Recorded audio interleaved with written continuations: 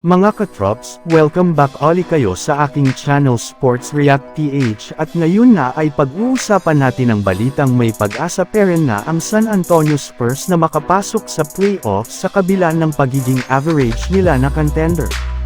Pag-uusapan na rin nga natin ngayon dito sa ating panibagong video ang inilabas na magandang balita tungkol sa trade ng Los Angeles Lakers kay Jonas Valanciunas.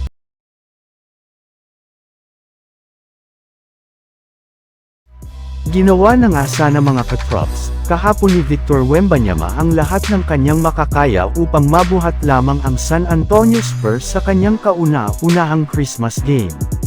Subalit sa huli nga ay natalo pa rin sila dito sa Knicks nang tuluyan na silang mag-struggle makakuha ng rebound at makagawa ng puntos sa huling mga segundo ng kanilang laban.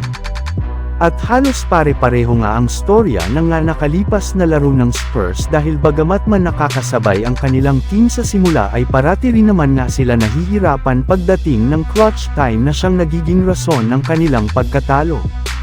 As of now nga ay umabot na sa 2 games ang losing streak ng Spurs at 4 na beses pa lamang sila na nananalo sa kanilang huling 10 laro. Buti na lang at nananatili pa rin naman sila kahit papano sa ika-11 pwesto sa Western Conference sa kanilang record na 15 wins at 15 losses. Hindi na rin naman nga sila nagkakalayo ng ika-10th seed na Warriors dahil 0.5 games lang naman nga ang kalamangan nito sa kanila sa standings.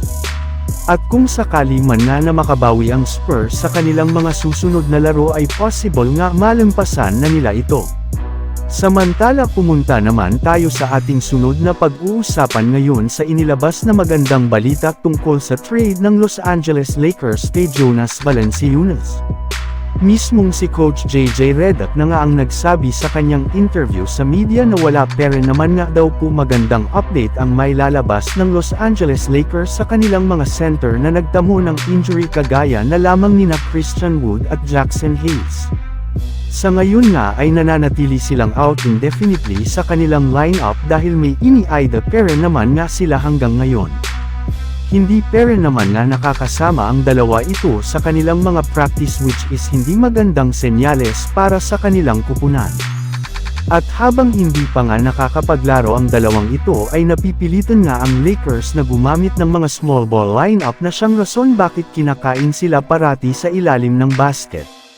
Kaya may isang NBA analyst na nga ang nagsabi na ang pagkuha nga daw ng Lakers ng bagong athletic na center ang siyang magliligtas sa kanilang kampanya ngayong taon.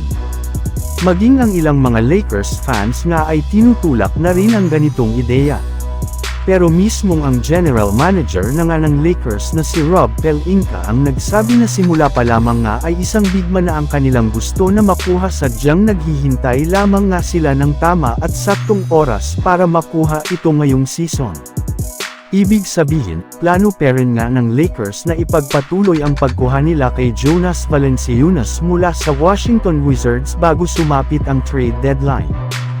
So yun lang nga mga katrops ang handog ko sa inyong storya ngayong araw. Sana nag-enjoy kayo. Please like and subscribe my YouTube channel Sports React PH para sa iba pang storya at update patungkol sa NBA. Kita-kits muli sa ating susunod na video.